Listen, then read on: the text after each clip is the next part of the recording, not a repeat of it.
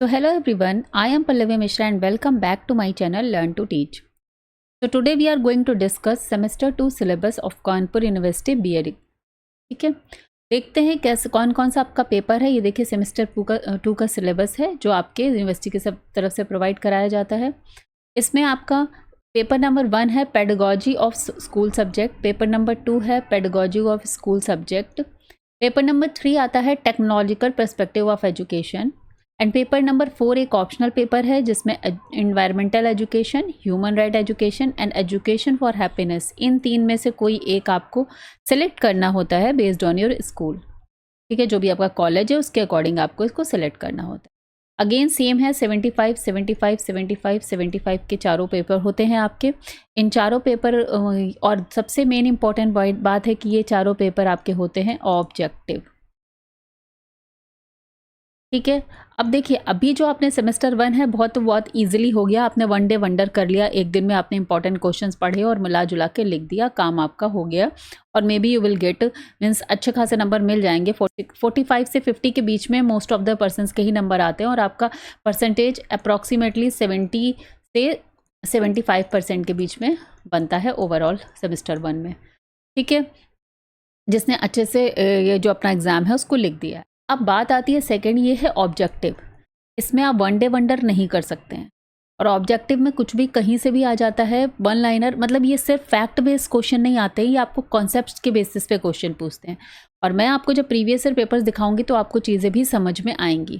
ठीक है, कि कैसे कैसे कैसे क्वेश्चन पूछे जाते हैं। तो सिंस इसको आपको थोड़ा सा अच्छे से पढ़ना पड़ेगा। अच्छे से मतलब ये है कि कॉन्सेप्ट पता होने चाहिए आपको चीज़ों के और जो फैक्ट्स हैं उनको लर्न करना पड़ेगा। ठीक है, तो देख लेते हैं कि मैं यहाँ पर आपको और ये कौन कौन से पेपर कराने वाली हूँ। अब आती है पेडागोजी ऑफ स्कूल सब्जेक्ट, जो आपका स्कूल का सब्जेक्ट है, मींस जो आप जिस सब्जेक्ट से आपने अपना ग्रेजुएशन कंप्लीट किया है वो सब्जेक्ट्स आपने यहाँ पर सेलेक्ट कर लिए होंगे। जैसे साइंस वाले स्टूडेंट्स क्या करते हैं, जिनका मैथ्स और साइंस होता है, वो फिजिकल मैथ्स और science, pedagogy of physical science and pedagogy of mathematics पढ़ते हैं।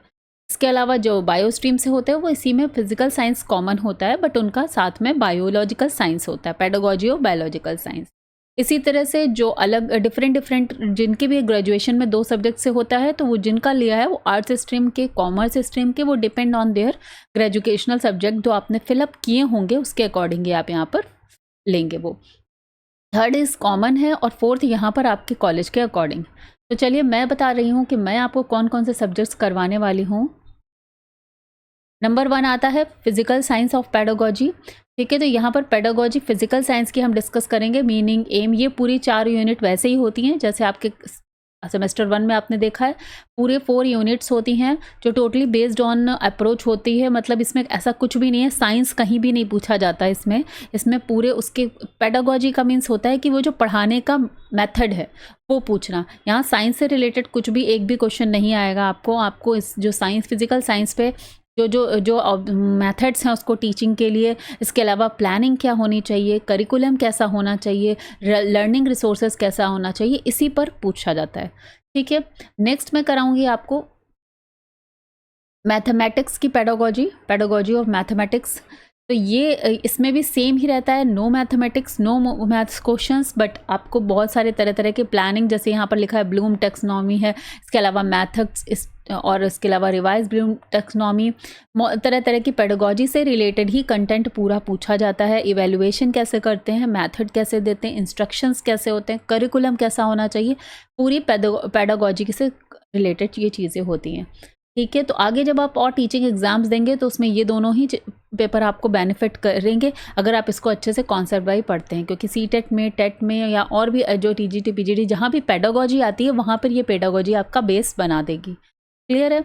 नेक्स्ट को जो पेपर मैं कराऊंगी, third paper, which is technological perspective of education, ये तो कॉमन फॉर ऑल है।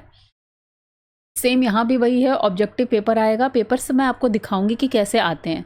तो यहाँ भी टोटल 4 आपके यूनिट्स रहते हैं जिसमें टेक्नोलॉजी को रिलेटेड मीनिंग, नेचर्स को, अगेन मैं बोल रही हूँ कि टेक्नोलॉजी का बहुत ज़्यादा यूज़ नहीं पूछा जाता है, उसको एजुकेशन में कैसे यूज़ करते हैं, किस मेथड से, किस अप्रोच से, यही आपको यहाँ पर समझना है।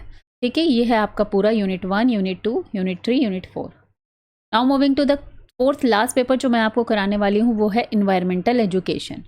ठीक है। इन्वायरमेंटल एजुकेशन के बेसिक कॉन्सेप्ट्स यहाँ पर पूरे डिस्कस करने होते हैं, साथ में अंडरस्टैंडिंग डेवलप।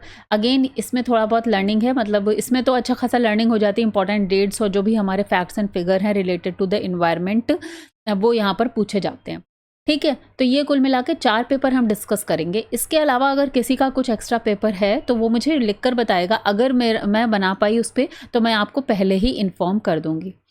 ठीक है, तो ये बातें डिस्कस हो गई हैं। ये आपका पूरा सिलेबस है और बहुत अच्छे से पढ़ाई करनी पड़ेगी इसके लिए। मैं बहुत ही कंसाइज वे में अगेन मैं लेकर आऊँगी, सिंस आप अगर इजी नोट से पढ़ने जाएंगे या बुक से पढ़ने जाएंगे तो उसके लिए आपको लोग बहुत अच्छा खासा टाइम चाहिए और डीप स्टडी करने के लिए टाइम चाहिए। बट सिंस हम ऑब्वियसली जो बीएड कर रहा है वो साथ में बहुत सारे अलग अलग चीज़ें करता है। कोई टीचिंग करता है, कोई अनदर एग्ज़ाम्स की प्रिपरेशन करता रहता है, कोई जो है ट्यूशन्स ले रहा है, तो कोई हाउस वाइफ है, तो हर कोई बिजी है अपने अपने। ऐसा नहीं है कि खाली आपका एक मोटिव है बीएड को पढ़ना। तो बीएड ये साथ में लोग करते हैं तो ऑब्वियसली इतना टाइम किसी के पास नहीं होता है। और जब आप लास्ट में ईजी नोट्स खरीदेंगे तो इन पेपर्स में ईजी नोट्स का कोई रोल नहीं होता। ईजी नोट्स पूरे सब्जेक्टिव ही होते हैं, लास्ट में 5 से 6 पेज वो ऑब्जेक्टिव के लगा देते हैं। ठीक है, तो चलिए फिर मिलते हैं आगे। जैसे जैसे मैं क्लासेस लूँगी यूनिट वाइज, सब्जेक्ट वाइज, वो मैं आपको इन्फॉर्म करती रहूँगी। चलिए, see you in the next video. Take care, bye bye.